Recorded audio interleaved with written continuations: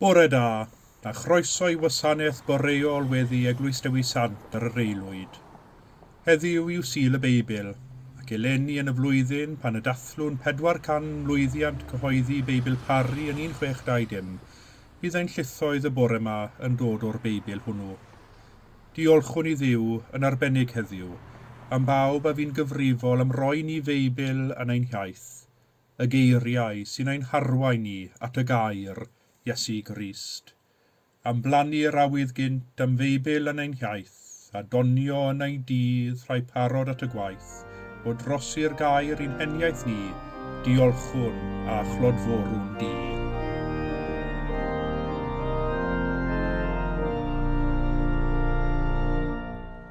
Am blannu'r awydd gynt am Beibl yn ein hiaith, a donio yn ei dydd rhai parod at y gwaith, o drosi'r gair i'n heniaeth ni, diolchwn a chlodforwn di. Am ddycnwch rai a fi yn dysgu yn ei tro, yr anllythren o graidd arthen yn ei bro, am ei dylanwad arno ni, diolchwn a chlodforwn di. Am yr aneuryflu a ddau trwy olau'r gair, i gredu yn y gŵr aned yn fab mair, ac a fi farw drosom ni, diolchwn a chlodforwn di. O blana yn o modd sy'n heddiw yma'n byw, yr awydd ein ches i marchen gair ein Duw, am nad wyt fyddar fydd i'n cri, diolchwn a chlodforwn di.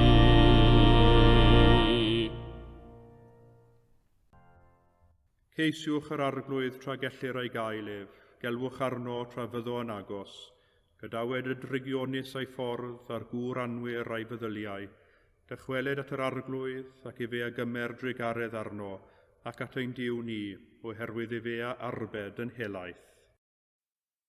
Garedigion yng Nghrist, yr ydym yn presenoldeb y Duw byw a holl gwmpaini nef, i offrym iddo, trwy ein harglwydd Iesu Grist, ein haddoliad a'n mawl a'n diolch, i gynyddu mewn gwir wybodaeth o'i gariad mawr tuag atom, ac i'w ras gael dwi'n ffrwyth yn ein bywydau. Yr ydym wedi dod i'w wrando a derbyn sanctaidd a'r Duw, i geisio grymusol nerth yr ysbryd glân, ac i weddio dros ein hunain a thros bawb, fel y derbyniwn y pethau hynny sydd rhaid i ni wrthynt yr ein lles a'n daioni. Ond yn gyntaf, cyffeswn ein pechodau, a cheisio gan ein tad, ei fyddeiant a'i dangnefedd. Cyffeswn i Dduw holl alluog, y tad y mab yr ysbryd glân, i ni bechu ar feddwl gair a gweithred, gydawsom heb ei gwneud y pethau dylasam ei gwneud, a gwneithom y pethau na ddylasam ei gwneud. Gan hynny, gweddiwn ar ei Dduw drigyrhau wrthym, trigyrhaed yr holl alluog Dduw wrthym, a maddau ni ein holl bechodau, gwaredid ni oddi wrth bob drwg, pan cadarnhau a nerthu ym mhob daioni, a'n dwy'n i fywyd tragwyddol. Amen. Yr holl alluog Dduw sy'n maddau bawb sydd yn wir a difeiriol, a drigyrhaw wrthych, maddau i chwi a'ch gwared oddi wrth eich holl bechodau, eich cadarnhau a'ch cryfhau ym mhob daioni, a'ch cadw yn y bywyd tragwyddol, trwy Iesu Grist ein harglwydd. Amen.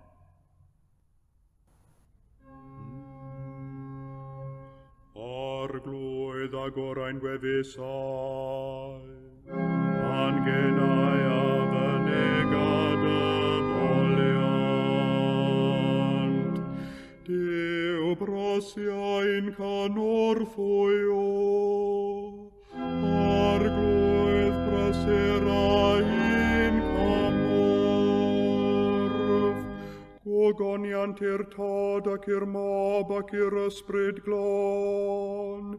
Megis yr oedd yn y dechrau, y mae'r awr hon ac a bydd yn wastad, yn oes oes oedd.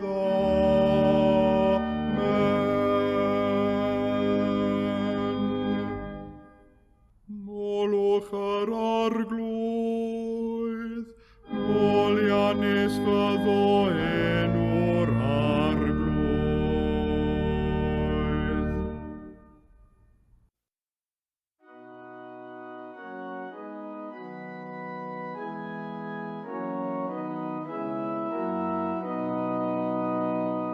Dewch canon i'r arglwydd, am lawen hawn yng ngyrhaig ein iach awdwriaeth.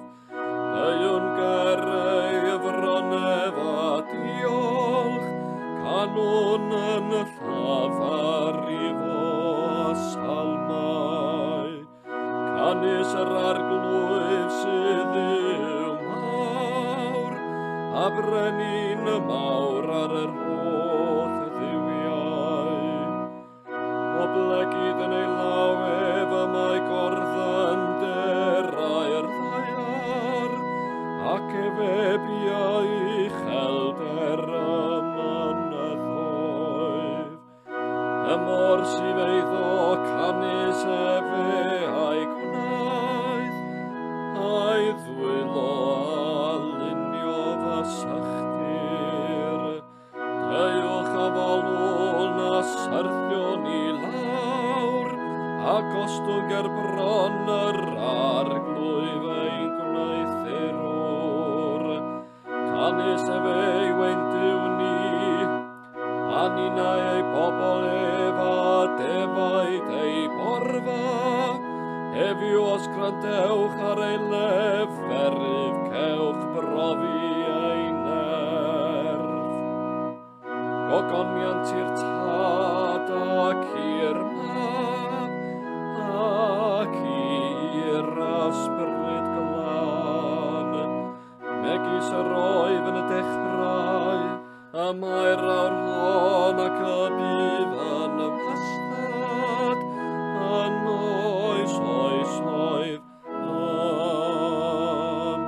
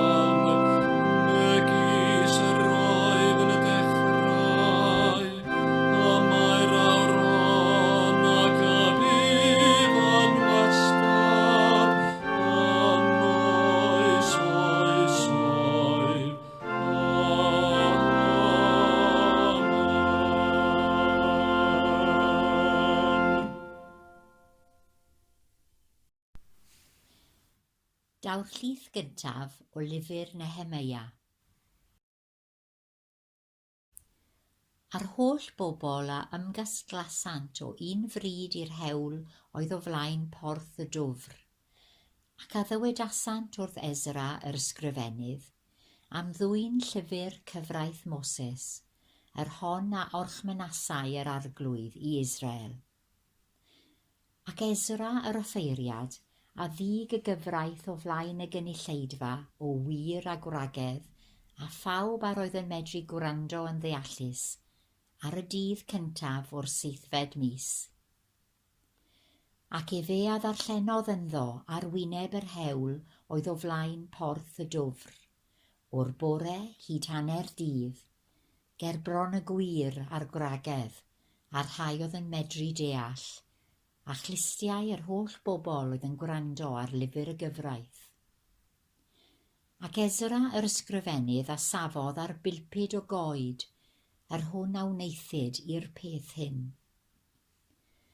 A hwy a ddarllenasant yn eglur yn y llyfr, yng nghyfraith Dduw, gan osad allan y synwyr fel y deallent wrth ddarllen. A Nehemia, efe yw y tirsatha, ac Ezra yr offeiriad a'r ysgrifennydd, a'r lefiaid, yr rhai oedd yn dysgu y bobl, a ddywedasant wrth yr holl bobl, y mae heddiw yn sanctaidd i'r arglwydd eich Duw, na alerwch ac nac wylwch, canis yr holl bobl oedd yn wylo pan glywsant eiriau y gyfraith. Ac efe a ddywedodd wrthynt, ewch, bwytewch y breision, ac yfwch y melysion, ac anfonwch rannau i'r hwn nid oes ganddo ddim yn barod. Canis y mae heddiw yn sanctaidd i'n harglwydd. Am hynny, na thristewch, canis llawenydd yr arglwydd yw eich nerth chwi. A'r lefiaid a ostegasant yr holl bobl gan ddywedyd, tewch, canis y dydd heddiw sydd sanctaidd, ac na thristewch.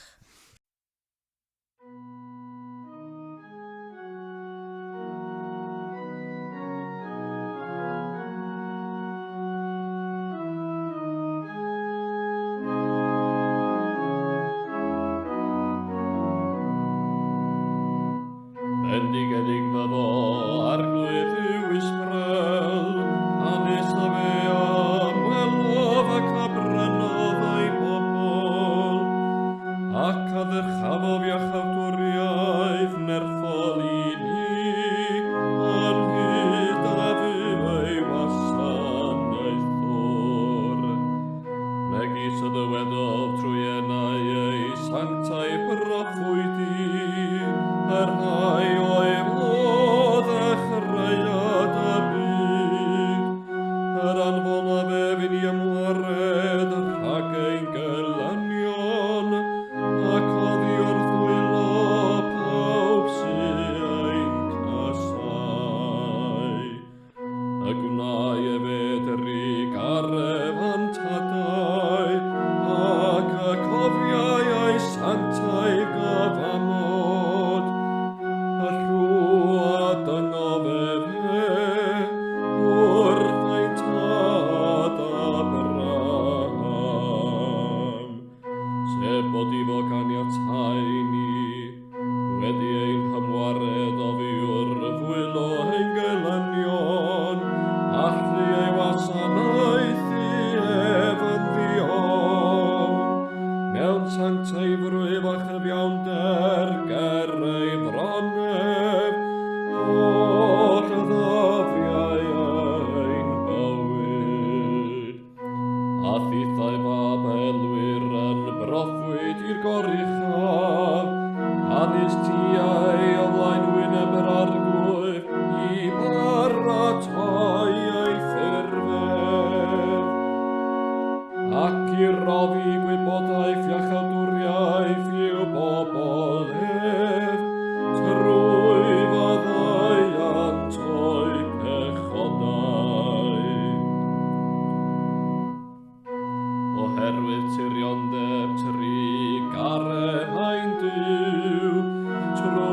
hon yr ymwelo fan i godiad hael ar uchelder.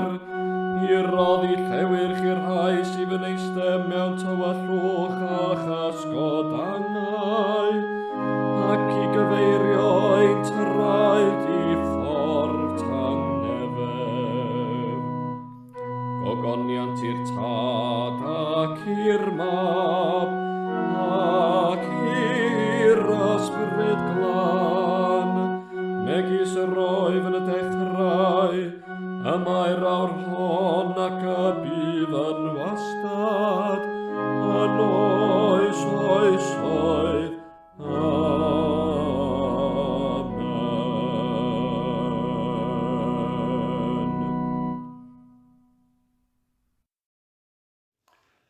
Daw'r darlleniad bore yma o'r epistol nôl Sant Matthew o Beibl Peter Williams Caerdydd. Ac yna yr ymddengys arwydd mab y dyn yn y nef. Ac yna galara holl weithau'r ddaear a hwy a wylant fab y dyn yn dyfod ar gymylau y nef gyda nerth a gogoniant mawr. Ac efia ddengys ei yngylion a mawr sain gorn a hwy a gasglant ei etholodigion ynghyd o'r 4 gwynt o eithafodd y nefoedd hyd ei eithafoedd hwynt. Ond dysgwch dameg oddi wrth y ffigisbryn. Pan yw ei gangen eisoes yn dyner a'i ddail yn torri allan, chwiewyddwch fod yr haf yn agos. Ac felly chwithau, pan weloch chi'n oll, gwybyddwch ei fod yn agos wrth y drysau. Yn wir meddaf i chwi, nid ar genedlaeth hon heibio, hyd on i'w neler hyn oll. Neb a deiar a ant heibio, eithir fy ngeiriau i, nid a ant heibio ddim. Credaf yn i'w dad holl gyfoethog, creawdwr nef a deiar, ac yn Iesu Grist einig fab ef, ein harglwydd ni, yr hwn a gai trwy'r ysbryd glân, a aned o fair forwyn, a ddioddefodd dan Pontiws Peilat, a groesoeliwyd, a fe farw ac a gladdwyd. Disgynnodd uffern, y trydydd dydd y cyfododd o feirw, a esgynnodd i'r nefoedd, ac y mae'n eistedd ar ddeheilawd i'w dad holl gyfoethog, o ddiynod aw i farnu'r byw ar meirw. Credaf yn yr ysbryd glân, yr Eglwys lan Gatholig, cymyn y saint, myddeiant pechodau, at gyfodiad y corff, a'r bywyd tragwyddol. Amen. Ar arglwydd a fo gyda chwi, a chydath ysbryd ithau, gweddiwn. Arglwydd drig ar hawr ddim, Crist drig ar hawr ddim, arglwydd drig ar hawr ddim. Oen tad, yr hwnnwyd yn y nefoedd, sanctaidd i'r enw, deled y dair nas, wneler dewyllus, megis yn y neb, felly ar y ddaiar hefyd. Dar oen i heddiw ein barab ein addiol, a maddau ni ein dyledion, fel y maddaiwn in ein dyledwyr, ac nac arwain ni brofedigaeth, aeth i'r gwared ni rhag drwg. Amen.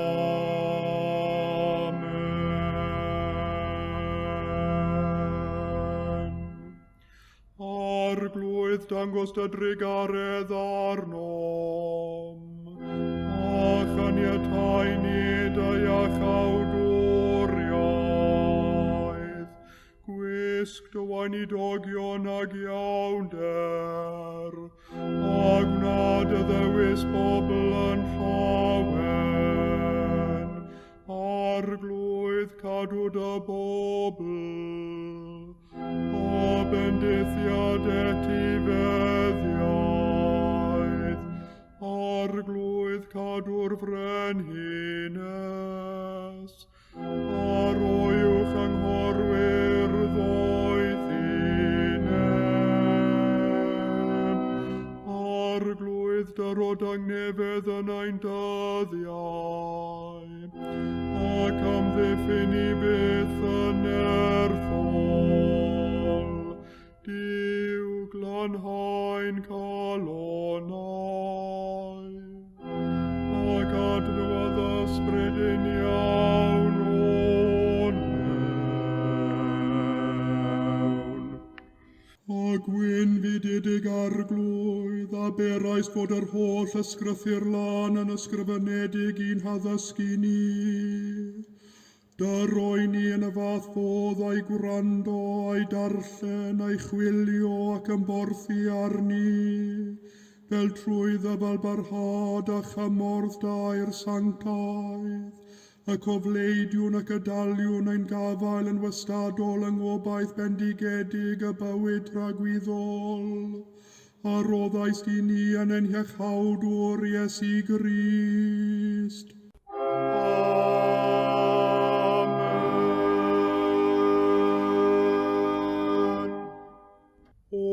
Lluog Dduw, awdur tangnefedd a charwr cytundeb, dydnabod sydd yn fywyd rhagwyddol a thwasanaeth yn wir fraint, amddiffyn I dyweision ym mhob ryw berygl ac adfyd, fel y gallwn gan ymddiried yn llwyr yn dynodded di, dy wasanaeth i'n ddiofn, trwy Iesu Grist ein harglwydd.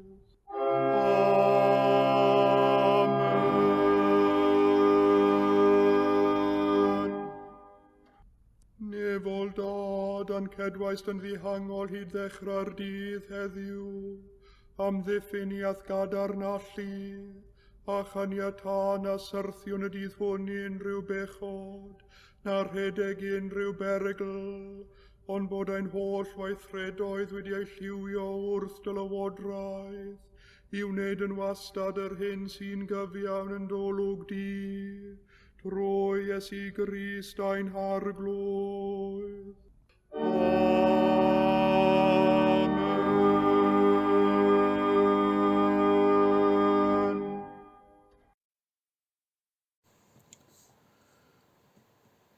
Canolbwyntiwn heddiw yn ein gweddiau ar y Beibl, a'i le canolog y mywyd yr Eglwys ac y mywyd pob un sy'n dilyn Iesu Grist. Heddiw diolchwn yn arbennig am Beibl 1620 ac am ei ddylanwad ar fywyd y genedl hon.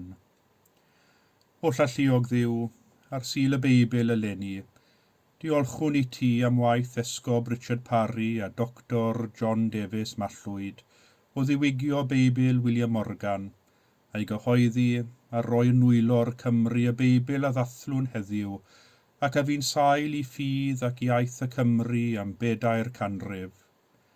Gweddiwn dros eglwysi Cymru sydd wedi elwan fawr o'r trysor gwerthfawr hwn, iddynt barhau yn y gwaith o gyhoeddi dy air, a thrwy arweiniad yr ysbryd glân ei gymhwyso i'n cyd-destun cyfoes, a thrwy ei gyhoeddi'n ffyddlon, blannu'r had a ddaw yn gynheuaf toreithiog yn y dyfodol, trwy Iesu Grist ein harglwydd.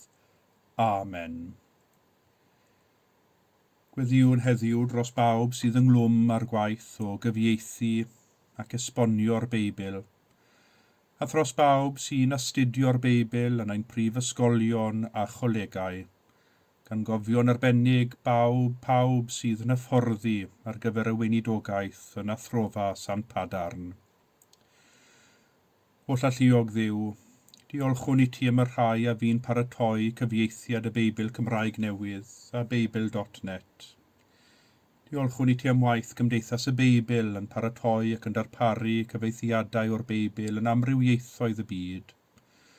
Rho dy fendith ar bawb yma yng Nghymru a'r ledled byd, sy'n astudio, gyfieithu ac yn esbonio ac yn cyflwyno'r ysgrythyr fel dy air bywiol di ym mhob gwlad, yn rhydedd enw dy fab, a'n gwaredwr Iesu Grist. Amen.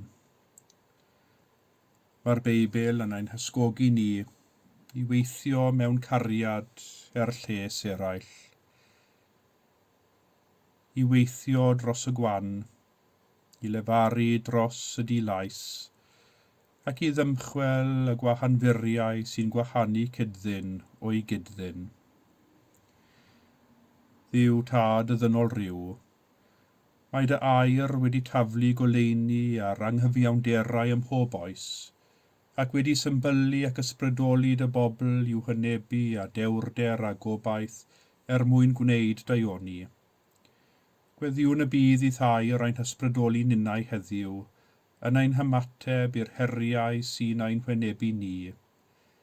Newid hinsawdd, a gofal am dy greadigaeth, rheidiau'r digartref, yr anghennus a'r dilais, anghenion mewn fudwyr a cheiswyr lloches,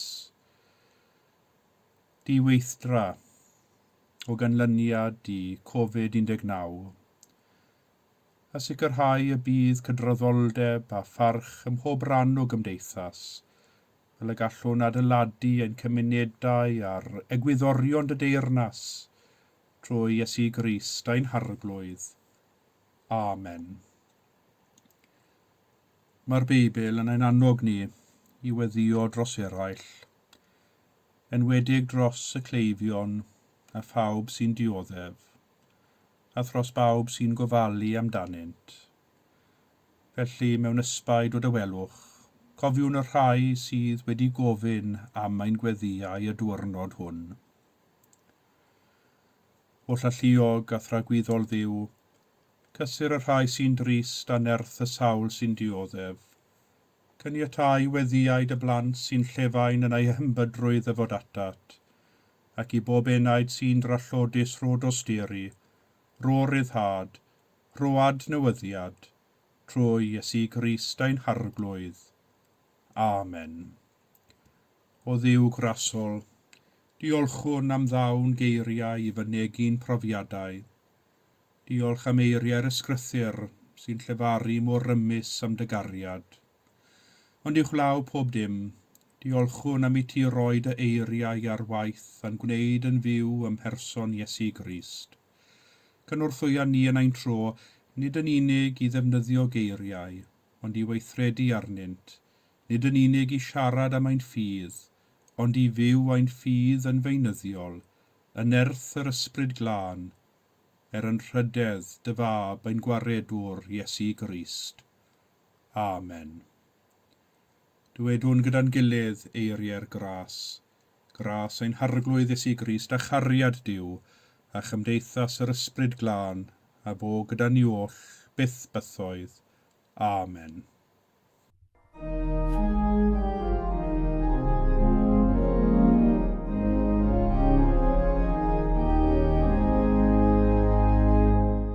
Ti arglwydd y golau ni, sy'n troi yn os yn fawr, sy'n anfon fflam dy ysbryd i danio plant y ffawr.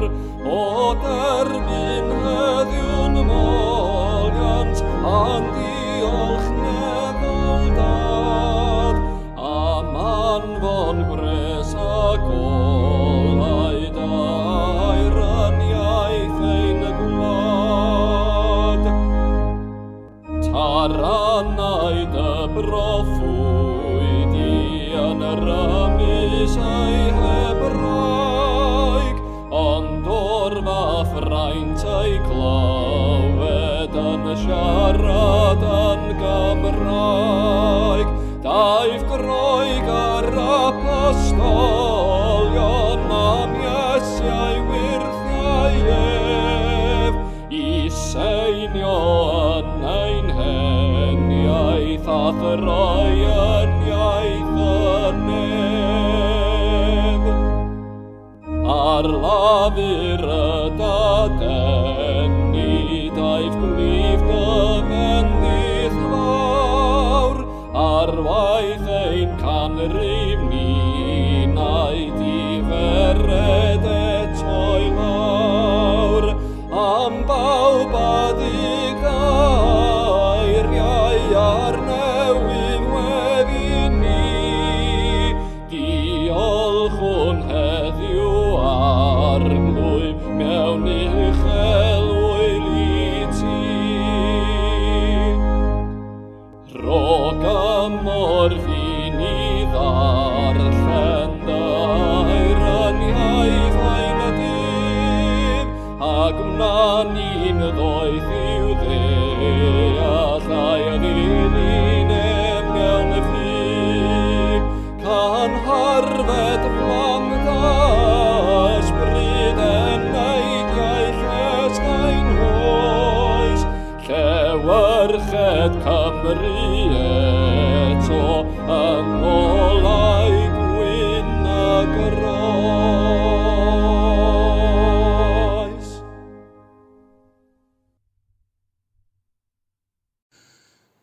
Nef a deiar ant heibio, eithir fy ngeiriau I, did ant heibio ddim, y bymthegfed adnod ar hugen o'r bedwaredd bennod ar hugen o'r Efengel yn ôl Sant Matthew.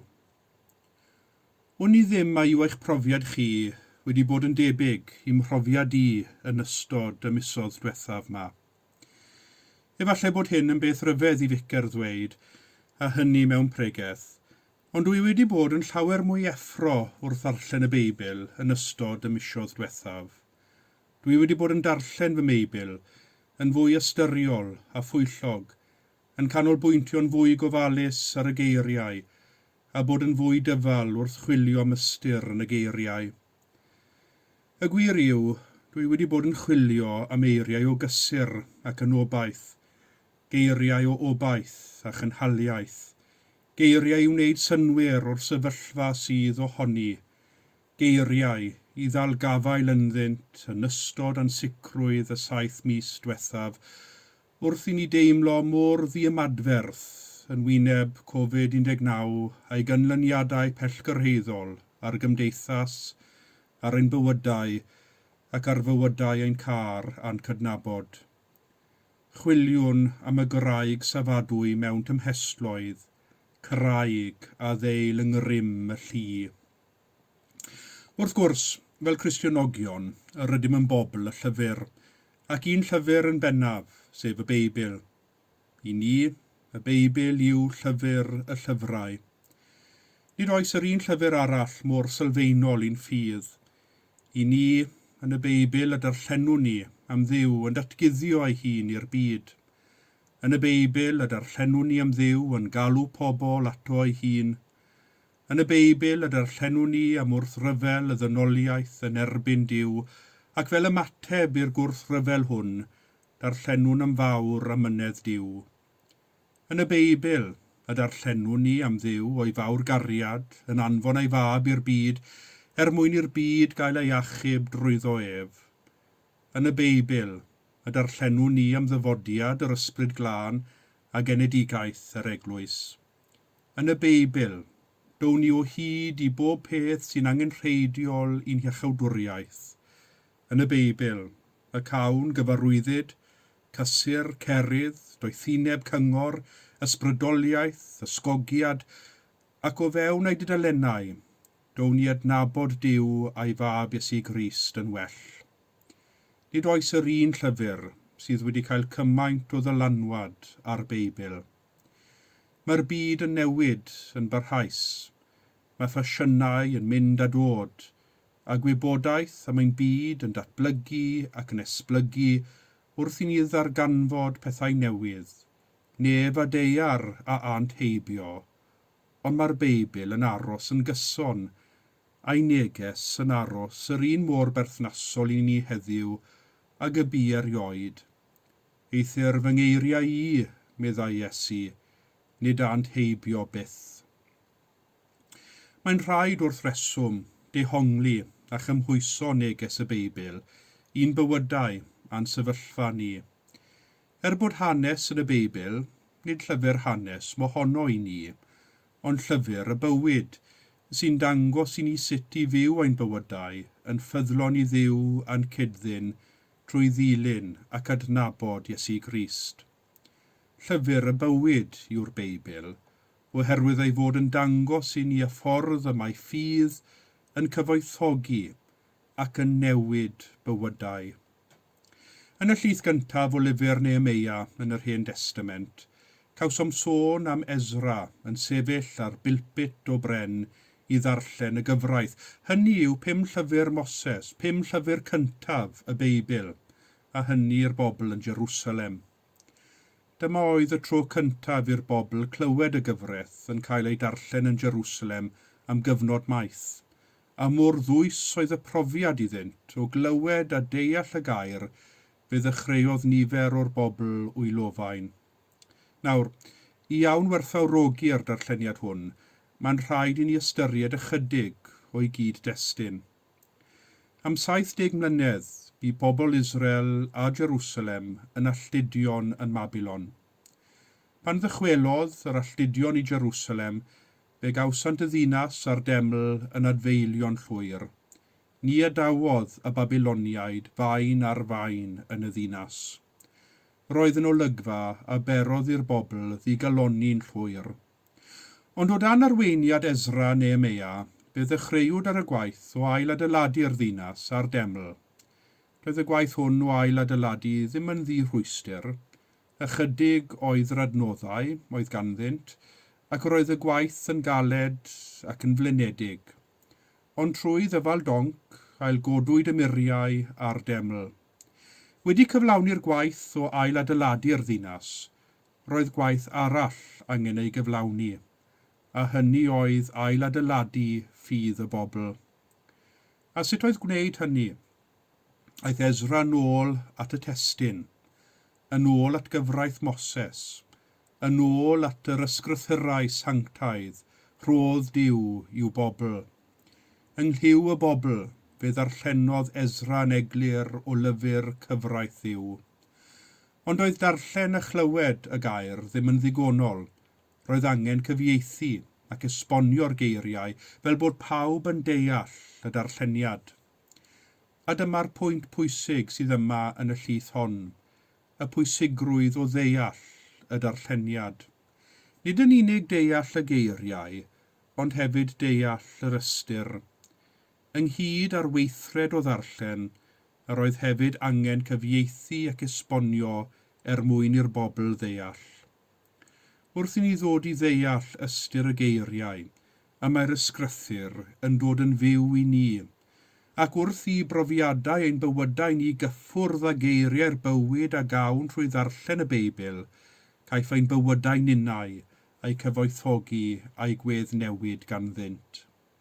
Dyna pam y darllen y Beibl mor bwysig, nid yn unig y dylem wrando arno'n cael ei ddarllen yn yr Eglwys ar y Sul neu ar ein podlediadau, ond dylem hefyd dreulio amser yn ei gwmni ar yr eilwyd o ddydd i ddydd. Y mwyaf i gyd y Duw ni'n gyfarwydd ar Beibl, y mwyaf i gyd mae'n cyfoethogi ac yn atgyfnerthu ein ffydd. Beth am y bobl oedd wedi gwrando ar Ezra yn darllen o lyfr cyfraith Dduw? Troes ei hwylofain yn orfoledd, oherwydd iddynt ddeall yr hyn a ddywedwyd wrthynt. Nawr eleni rydym yn dathlu 400 mlwyddiant gyhoeddi Beibl 1620, y Beibl a fi'n gymaint o ddylanwad ar ffydd y Cymru a hefyd yr iaith Gymraeg am bron i 4 canrif. Wrth gwrs, nid cyfieithiad newydd i'r Gymraeg oedd y fersiwn hwn, ond diwygiad o Beibl Esgob William Morgan gan Dr. John Davies Mallwyd ac Esgob Richard Parry Llanelwy. Ond fe allwn ni weld cyhoeddi Beibl 1620 fel pen llanw taith a gwaith a gymerodd dros 70 mlynedd i'w gyflawni. Mynwch yr ysgrythur lan yn eich iaith, oedd cri William Salisbury yn 1547, 20 mlynedd cyn i'r Testament Newydd gael ei gyhoeddi yn Gymraeg. Cyn y diwygiad Protestanaidd roedd y Beibl ar gael yn Lladin yn unig. Os nad oeddech yn darllen ac yn deall Lladin, roedd dim modd darllen na deall y Beibl. Llyfr ar gyfer offeiriaid ac ysgolheigion oedd y Beibl, a'i ddehongliad yn cael ei reoli'n ofalus gan yr Eglwys. Yn wir, roedd yn cael ei ystyried yn beth peryglus iawn i gyfieithu'r Beibl i iaith frodorol y bobl. Ond un o egwyddorion mawr y diwygiad Protestanaidd oedd cyfieithu'r Beibl i iaith y bobl, mwyn i'r bobl gwreng a bonedd, glywed gair Duw yn llefaru wrthynt yn eu iaith eu hunain. Mae'n diolch ni yn fawr i gyfieithwyr cynnar y Beibl i'r Gymraeg, ac erbyn heddiw, i'r mwyafrif ohonom, y mae Beibl 1620 yn rhan o'n hetifeddiaeth Cristionogol a llenyddol. Mae'r iaith Gymraeg yn fyw, ac oherwydd hynny mae'n newid ac yn esblygu. Fel pob peth arall, y mae ein deall a'n defnydd o'r iaith yn newid, ac mae gennym le i fod yn ddiolchgar am y Beibl Cymraeg newydd ac i Beibl.net erbyn hyn. Mae'r naill fel y llall yn sicrhau bod gennym fynediad i Beibl mewn iaith cyfoes ac yn ein iaith ein hunain. Mynediad i air y bywyd, i'r gair sydd yn gysur ac yn nerth, y gair sydd yn ysbrydoliaeth ac yn esgogiad i ni yn ein byw beunyddiol. Geiriau'r Beibl sydd yn ein harwain ni at y gair, Iesu Grist, ein harglwydd a'n hiechawdwr ni. A dyma'r fraint sydd gennym. Mae gennym ffordd i ddod i adnabod Iesu Grist, ein gwaredwr, ein cyfaill, ein tŵr cadarn a'n noddfa ni. Iesu, yr un sydd yn llefaru wrthi mewn iaith sy'n gyfarwydd nid yn unig i'r meddwl ond hefyd y galon. Iesu, yr un sydd yn deall ni yn llefaru yn ein iaith ein hunain ac yn gwrando arnom. Dal gafael yn ei air yw ein gobaith ni, oherwydd neb a deiar ant heibio, eithir fy ngeiriau i, nid ant heibio ddim. Amen.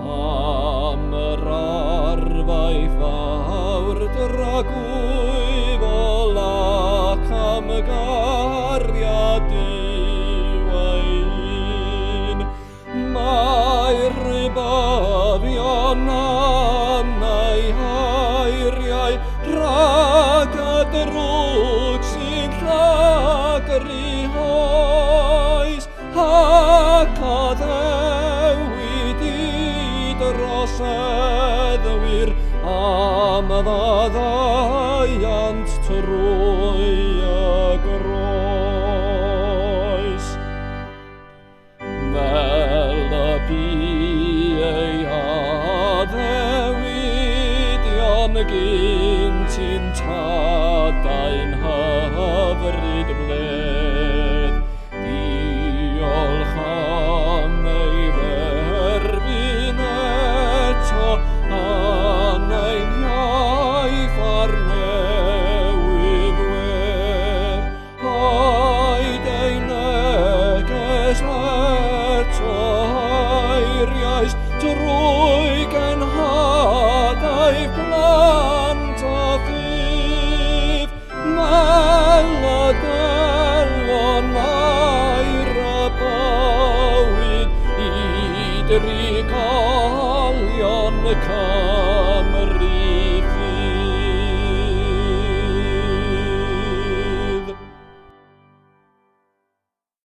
Tangnefedd Duw, yr hwn sydd uwchlaw pob deall, a gadwa eich colonnau a'ch meddyliau yng ngwybodaeth a chariad Duw a'i fab Iesu Grist a'n harglwydd, a bendith Duw holl alluog, y tad y mab yr ysbryd glân, a fôn eich plith ac ydrigo gyda chwi yn wastad. Amen.